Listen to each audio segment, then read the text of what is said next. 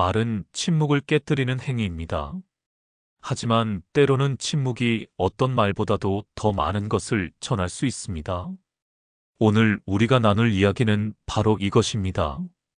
언제 말하고 언제 침묵할 것인가? 그리고 말할 때는 어떻게 해야 할 것인가? 누군가에게는 숨가쁘게 달려온 긴 마라톤이었을 수도 있고, 또 다른 누군가에게는 파도가 넘실대는 바다를 항해하는 시간이었을 수도 있겠죠. 그 모든 시간 속에서 우리는 수많은 말을 하고 또 들으며 살아왔습니다. 과연 나는 내 마음이 시키는 진짜 말을 하며 살았을까? 말은 우리의 생각과 마음을 담는 그릇입니다. 우리는 때론 상대방의 기분을 살피느라, 때론 세상의 기대에 맞추느라 정작 담아야 할 나의 이야기를 놓치고 살았던 것은 아닐까요? 여기 여러분의 인생 후반전을 더욱 풍요롭게 만들어줄 이야기가 있습니다. 이제부터는 남의 이야기가 아닌 나의 이야기에 귀 기울이는 시간을 가져보려 합니다. 우리가 했던 수많은 말들, 그리고 앞으로 하게 될 말들이 어떻게 우리의 삶을 더 깊고 의미 있게 만들어줄 수 있는지 그 지혜를 함께 찾아가는 여정에 여러분을 초대합니다. 이제 잠시 모든 것을 내려놓고 당신의 소중한 이야기에 집중해 보세요. 우리의 이야기는 이제부터 시작됩니다. 말 한마디가 운명을 바꾼다. 잔잔한 빗소리가 들리는 저녁, 오래된 서재 한켠에서 책장을 넘기던 한 노인이 말했습니다. 젊을 땐 말이 무기인 줄 몰랐네. 나이가 들고 나서야 알았지. 말은 칼보다 날카롭고 때론 빛보다 따뜻하다는 걸. 우린 매일 수백 마디의 말을 주고받습니다. 그중 어떤 말은 사랑을 싹트게 하고 어떤 말은 평생 지울 수 없는 상처를 남깁니다. 그렇기에 말은 함부로 꺼내는 것이 아니라 마음을 담아 천천히 꺼내야 합니다. 할머니의 마지막 가르침. 12월의 차가운 바람이 병원 복도를 스쳐 지나가던 그날, 나는 할머니의 침상 옆에 앉아 있었습니다. 88세의 나이로 평생을 살아오신 할머니는 이제 말수가 많이 줄어드셨습니다. 하지만 그날 할머니는 나에게 마지막 가르침을 주셨습니다. 얘야, 할머니의 목소리는 바람에 흔들리는 나뭇잎처럼 작고 떨렸습니다. 할머니가 평생 후회하는 게 뭔지 아니? 나는 고개를 숙여 할머니의 말씀을 기다렸습니다. 말을 너무 많이 한 것이 아니라 말을 너무 성급하게 한 것이란다. 할머니는 천천히 마치 각 단어의 무게를 재듯이 말씀하셨습니다. 할머니는 50년 전의 이야기를 들려주셨습니다.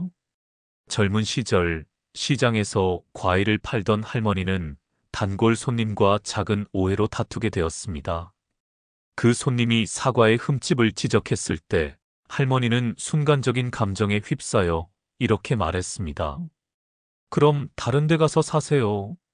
그 한마디로 10년간 이어진 관계가 끝났습니다. 그 손님은 다시는 할머니의 가게에 오지 않았습니다. 하지만 더 아픈 것은 그 손님이 몇 달 후 교통사고로 세상을 떠났다는 소식이었습니다. 만약 그때 내가 잠깐만 참고 죄송합니다.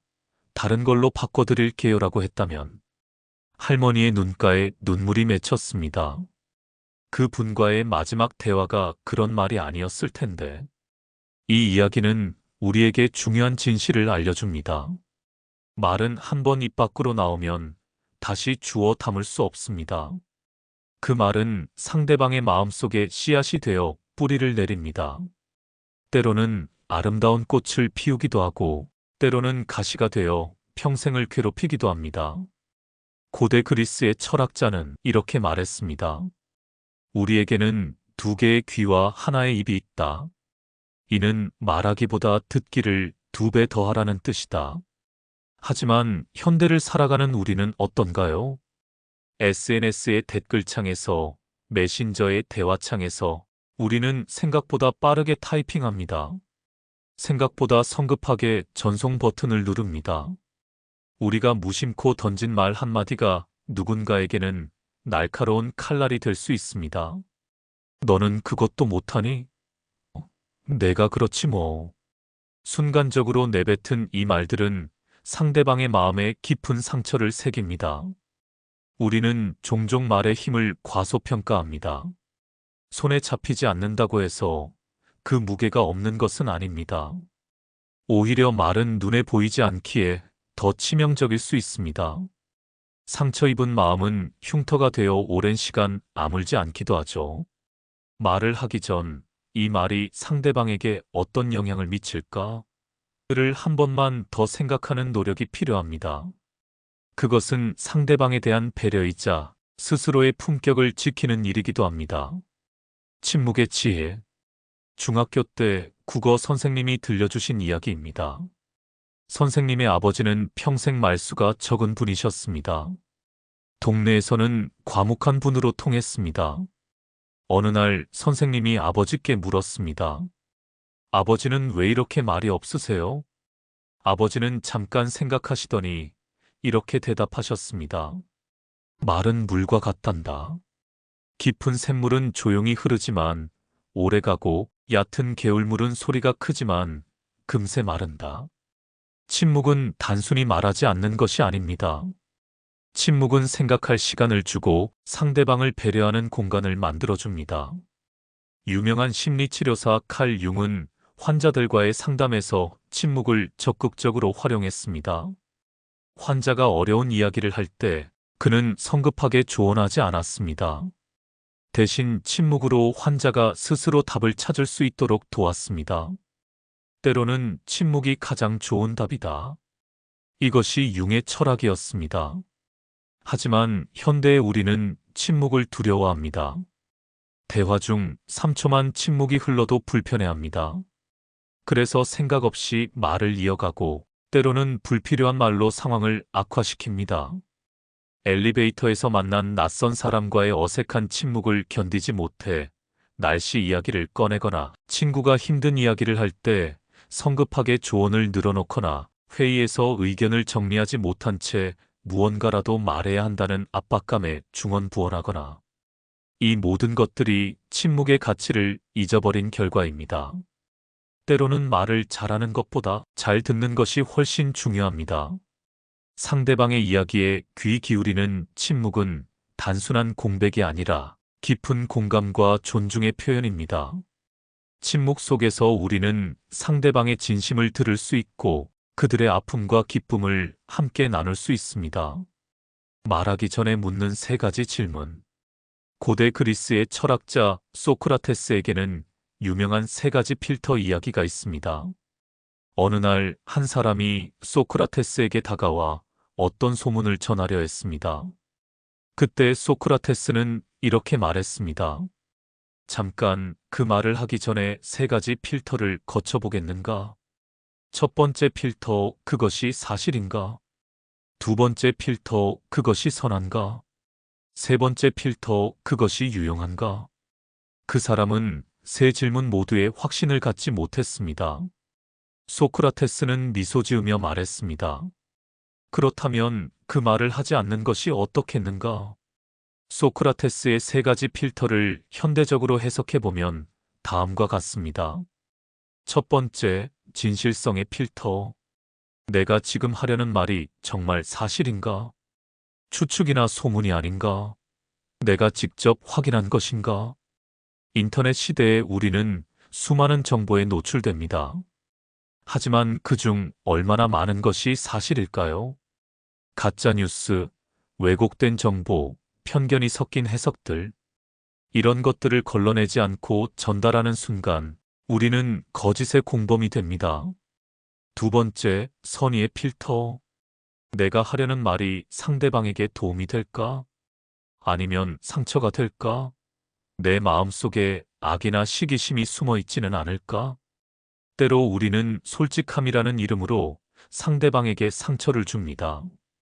너를 위해서 하는 말이야 라고 하면서 실제로는 자신의 감정을 분출하고 있는 경우가 많습니다. 세 번째, 유용성의 필터. 이 말이 정말 필요한가? 지금 이 순간에 해야 하는 말인가? 이 말로 인해 상황이 나아질까? 모든 진실이 다 말해져야 하는 것은 아닙니다. 때로는 시기를 기다려야 하고, 때로는 아예 말하지 않는 것이 지혜로울 수 있습니다.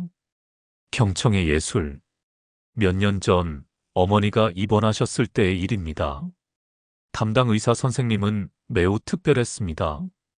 그분은 진료할 때 항상 환자의 말을 끝까지 들었습니다. 중간에 끊지 않고 성급하게 진단하지 않고 환자가 하고 싶은 말을 다 할 때까지 기다렸습니다.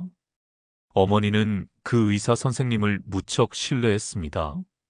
저 선생님은 내 말을 정말로 들어주셔. 나중에 그 의사 선생님과 개인적으로 대화할 기회가 있었습니다. 나는 궁금해서 물었습니다. 선생님은 어떻게 그렇게 참을성 있게 환자들의 말을 들을 수 있으세요? 선생님은 이렇게 답하셨습니다. 환자가 하는 모든 말에는 중요한 정보가 들어 있습니다. 증상에 대한 정보만이 아니라 그 사람의 불안, 두려움, 희망에 대한 정보도 있죠. 제가 성급하게 말을 끊으면 그런 소중한 정보를 놓치게 됩니다.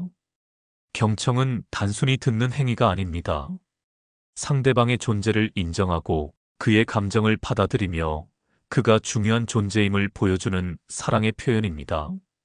심리학자는 무조건적 긍정적 관심이라는 개념을 제시했습니다. 이는 상대방을 판단하지 않고 있는 그대로 받아들이며 그의 말에 진심으로 관심을 갖는 것을 의미합니다.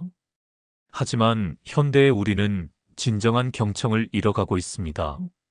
상대방이 말할 때 우리는 다음에 할 말을 생각하고 있습니다. 스마트폰 알림에 신경 쓰고 있습니다. 상대방의 말이 끝나기도 전에 반박이나 조언을 준비하고 있습니다. 이것은 듣기이지 경청이 아닙니다. 진정한 경청은 전신을 이용하는 행위입니다. 귀로만 듣는 것이 아니라 눈으로 상대방의 표정을 보고 마음으로 그의 감정을 느끼고 몸짓으로 관심을 표현하는 것입니다. 어떤 사람은 하루에 수천 마디를 하지만 기억에 남는 말은 없습니다. 반대로 어떤 이는 하루 종일 한마디도 안 하다가 마지막에 한 말이 평생 마음속에 남기도 합니다.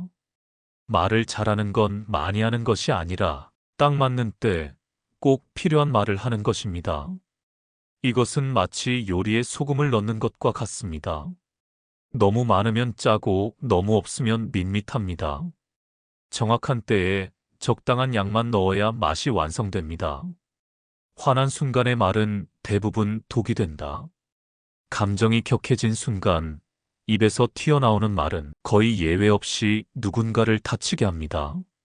그 순간은 마치 뜨거운 주전자를 맨손으로 잡는 것과 같습니다. 순간적으로는 시원하게 던졌다고 느낄지 몰라도 곧 내 마음과 관계가 데이게 됩니다. 감정이 폭발할 것 같을 때는 그 말을 지금 꼭 해야 하는가? 스스로에게 묻는 습관이 필요합니다. 말이 칼날이 될 수도 있지만 따뜻한 위로와 격려가 될 수도 있습니다. 괜찮아. 내 잘못이 아니야. 내가 있어서 참 다행이야. 진심이 담긴 말 한마디는 절망에 빠진 사람에게 다시 일어설 힘을 줍니다.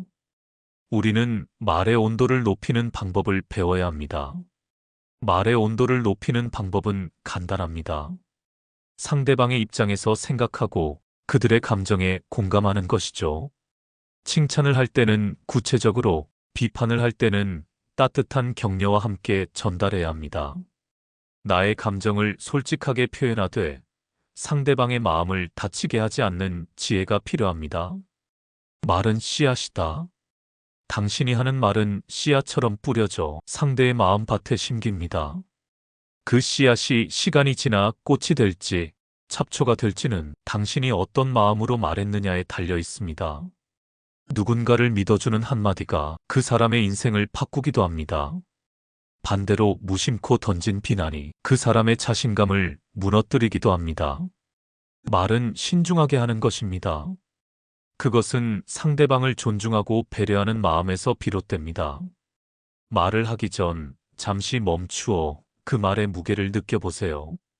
내뱉으려는 말이 상대방에게 어떤 파문을 일으킬지 상상해 보세요. 진정한 소통은 여기서부터 시작됩니다. 말의 타이밍. 수민의 아버지는 평생 과묵한 분이셨습니다. 감정 표현을 잘하지 않으시고 사랑한다는 말씀도 거의 하지 않으셨습니다. 수민은 어릴 때부터 아버지가 자신을 사랑하는지 확신하지 못했습니다. 대학을 졸업하고 취업 준비를 하던 중 수민은 여러 번 면접에서 떨어졌습니다. 좌절감에 빠진 수민은 어느 날 밤 아버지에게 털어놓았습니다. 아빠, 나 정말 안 되는 것 같아요. 이렇게 계속 떨어지면 어떻게 해요? 그때 아버지는 오랫동안 침묵하셨습니다. 수민은 아빠도 나를 실망스러워 하시는구나 라고 생각했습니다. 그런데 몇 분 후 아버지가 입을 열었습니다. 수민아, 아빠가 평생 너에게 말하지 못한 게 있다. 수민은 아버지를 바라보았습니다. 아빠는 너를 정말 자랑스러워한다. 내가 태어난 순간부터 지금까지 하루도 너를 자랑스럽게 생각하지 않은 날이 없었다. 아빠가 표현을 잘 못해서 그렇지. 너는 정말 소중한 아들이야. 그 밤 수민은 태어나서 처음으로 아버지와 함께 울었습니다. 이 이야기에서 우리는 중요한 교훈을 얻습니다. 말의 타이밍은 때로 우리가 생각하는 것만큼 경직될 필요가 없다는 것입니다. 물론 너무 늦으면 기회를 놓칠 수 있지만 지금이라도라는 용기가 모든 것을 바꿀 수 있습니다. 수민의 아버지는 20년 넘게 표현하지 못했던 사랑을 그날 밤 전했습니다. 늦었지만 그 말은 여전히 힘이 있었습니다. 아니, 오히려 그 무게감이 더했을지도 모릅니다. 좋은 말을 하기 위해선 좋은 마음을 가져야 한다. 말은 마음의 거울입니다. 속이 어두우면 말도 거칠어지고 속이 평화로우면 말도 부드러워집니다. 말을 바꾸려면 습관을 바꿔야 하고 습관을 바꾸려면 마음을 먼저 다스려야 합니다. 결국 좋은 말은 좋은 마음에서 온다는 사실을 잊지 말아야 합니다. 우린 종종 가까운 사람에게 더 함부로 말합니다. 알아줄 거야. 괜찮을 거야. 라는 믿음 때문이죠. 하지만 관계가 깨지는 건 대부분 말 한마디에서 시작됩니다. 가까울수록 더 신중해야 합니다. 내가 던진 말이 그 사람 마음속에서 몇 날 며칠 울릴지 알 수 없으니까요. 격려의 말이 만드는 기적. 미국의 유명한 작가는 어린 시절 성폭행을 당한 후 몇 년간 말을 하지 않았습니다. 큰 충격으로 인해 선택적 함구증에 걸린 것입니다. 주변 사람들은 그녀가 평생 말을 하지 않을지도 모른다고 걱정했습니다. 그런데 한 선생님이 그녀에게 이렇게 말했습니다. 마야, 내 목소리는 세상이 들어야 할 목소리야. 내가 말하지 않으면 우리는 정말 소중한 것을 잃게 돼. 이 한마디가 인생을 바꿨습니다.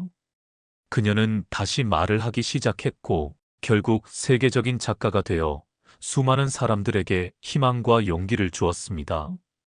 최근 뇌과학 연구에 따르면 격려와 인정을 받을 때 우리 뇌에서는 도파민과 옥시토신이 분비됩니다.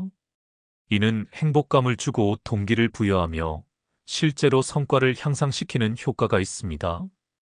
반대로 비난이나 무시를 받을 때는 스트레스 호르몬인 코르티솔이 분비되어 학습 능력과 창의력이 저하됩니다.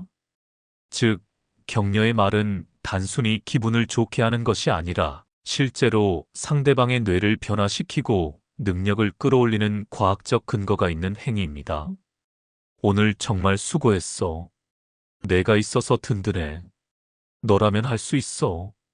내 생각이 좋은 것 같아. 이런 간단한 말들이 상대방의 하루를, 때로는 인생을 바꿀 수 있습니다. 특히 아이들에게는 더욱 그렇습니다. 아이에게 넌 정말 똑똑해라고 말하는 것보다 내가 정말 열심히 노력했구나 라고 말하는 것이 더 효과적이라는 연구 결과도 있습니다. 전자는 고정된 능력을 칭찬하는 것이고 후자는 노력하는 과정을 격려하는 것이기 때문입니다. 침묵으로 표현하는 사랑. 제 지인 부부의 이야기입니다. 남편이 회사에서 큰 실수를 해서 집에 돌아왔습니다. 승진은 물 건너갔고 동료들 앞에서 면박을 당한 하루였습니다. 평소 같으면 아내에게 하소연을 하고 위로받고 싶었을 텐데 그날은 왠지 말하고 싶지 않았습니다. 집에 들어서자 아내가 평소보다 조용했습니다. 보통은 어떻게 지냈어? 오늘 힘들었지? 그 같은 말을 건네는데 그날은 그냥 따뜻한 미소로 맞아주었습니다. 저녁을 준비하면서도 함께 식사를 하면서도 아내는 불필요한 말을 하지 않았습니다. 하지만 그 침묵이 남편에게는 가장 큰 위로가 되었습니다. 나중에 남편이 아내에게 물었습니다. 그날 어떻게 내 기분을 알았어? 아내가 답했습니다. 당신 얼굴을 보니까 말로 위로받고 싶은 날이 아니라는 게 보였어요. 그냥 조용한 평온이 필요해 보였어요. 침묵에는 여러 가지 의미가 있습니다.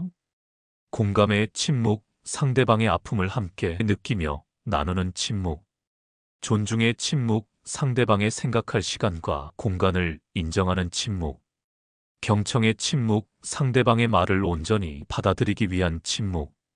사랑의 침묵, 말보다 더 깊은 감정을 전하는 침묵. 하지만 모든 침묵이 긍정적인 것은 아닙니다. 회피의 침묵, 어려운 대화를 피하려는 침묵. 분노의 침묵, 화를 참으며 상대방을 벌주려는 침묵. 무관심의 침묵, 상대방에 대한 관심이 사라진 침묵. 중요한 것은 어떤 마음으로 침묵하느냐입니다. 나이 들어가며 깨닫는 말의 가치. 제 할아버지는 90세에 돌아가시기 몇 달 전 가족들에게 편지를 써주셨습니다.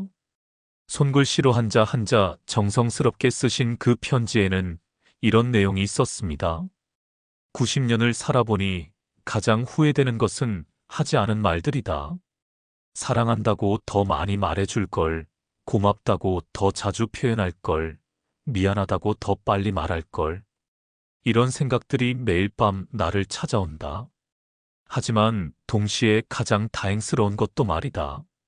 평생 누구에게도 정말 상처가 되는 말은 하지 않으려고 노력했다. 화가 나도 하룻밤을 자고 나서 말했고, 비판할 때도 사람이 아닌 행동을 비판했다. 나이가 들수록 말은 더욱 신중해집니다. 젊을 때는 많은 말로 자신을 표현하려 하지만 나이가 들수록 적은 말로도 깊은 의미를 전달할 수 있게 됩니다. 이는 경험을 통해 말의 진짜 힘을 깨닫기 때문입니다. 어떤 말이 사람을 살리고 어떤 말이 사람을 죽이는지 알게 되기 때문입니다. 나이 든 분들을 보면 말수는 줄어들지만 그 말의 무게는 더해집니다. 불필요한 말은 하지 않고 꼭 필요한 말만 골라서 합니다. 젊은 사람들이 어떤 문제에 대해 열띤 토론을 벌일 때 나이 든 어른들은 조용히 듣고 있다가 핵심을 찌르는 한마디로 정리하곤 합니다. 이것이 진정한 지혜입니다. 많이 말하는 것이 아니라 옳은 말을 적절한 때에 하는 것입니다. 기억에 남는 말들. 우리 인생에는 특별히 기억에 남는 말들이 있습니다. 때로는 칭찬의 말이, 때로는 꾸중의 말이, 때로는 격려의 말이 평생을 따라다닙니다. 초등학교 선생님이 해준 너는 글을 정말 잘 쓰는구나라는 말 때문에 작가가 된 사람이 있고, 부모님의 넌 뭘 해도 안 되라는 말 때문에 평생 자신감 없이 산 사람도 있습니다. 우리가 누군가에게 하는 말은 그 사람의 인생에 영원한 흔적을 남길 수 있습니다. 이것이 말을 신중하게 해야 하는 가장 중요한 이유입니다. 그러니 말하기 전에 잠시 멈추세요. 그리고 스스로에게 물으세요. 이 말은 정말 필요한가? 이 말은 사랑으로 전해지는가? 말은 신중하게 하는 것, 그것이 내 마음과 당신의 마음을 지키는 가장 확실한 방법입니다. 오늘 이 글을 들어주신 여러분께 마지막으로 당부드리고 싶은 말이 있습니다. 오늘 집에 돌아가시면 가족에게 평소에 하지 못했던 말을 해보세요. 사랑해, 고마워, 미안해. 오래된 친구에게 안부 인사를 해보세요. 잘 지내니? 보고 싶어. 내가 그리워. 그리고 무엇보다 자기 자신에게 따뜻한 말을 해주세요. 오늘도 수고했어. 넌 소중한 사람이야. 앞으로도 잘할 수 있을 거야. 말은 신중하게 하는 것입니다. 하지만 해야 할 말을 하지 않는 것도 때로는 신중하지 못한 일입니다. 여러분의 입술에 머물러 있는 따뜻한 말들이 세상으로 나와서 누군가의 마음에 씨앗이 되고 꽃이 되고 열매가 되기를 바랍니다. 이 영상이 여러분에게 도움이 되셨다면 구독과 좋아요 부탁드립니다. 여러분의 소중한 생각과 경험을 댓글로 나눠주세요. 여러분의 이야기가 또 다른 누군가에게는 큰 힘이 될 수 있습니다. 별책룸이었습니다.